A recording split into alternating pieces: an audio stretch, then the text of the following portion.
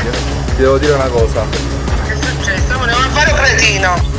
Questo è un problema. Forse devi venire a scuola perché è successo un casino. Ma mi hanno annullato la prova, mamma. È uno scherzo? Dimmelo. Non è scherzo.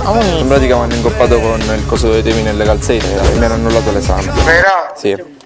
T'arrangi, che c'è a fare? Non te l'avevi detto e mi fisse senza fare a mia. C'era un foglio che dovevo firmare. Questo foglio parlava di un viaggio a Corfù. Ero in via di due scelte: o bocciare o andare in viaggio. Io non sapevo cosa fare. Ho messo andare a Corfù e bocciare. Fatto bene?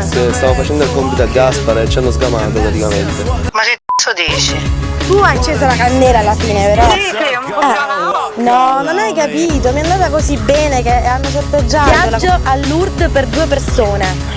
Ma io mi sento male. Ma anche fare prima?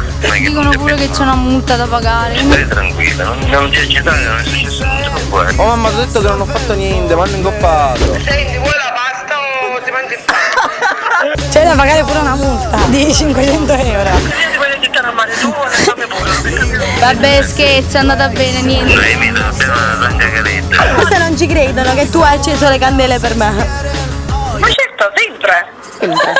Giorgio, mi stai pigliando in giro così con tutti come a far venire un quel po' di tanga mia? Signora, ci deve perdonare, è uno scherzo, siamo gli Romeo. Ma vai tu! È una cosa, mi hai detto che devi venire qui a scuola. Vabbè, no, tutti buoni, io prova, vai tranquilla.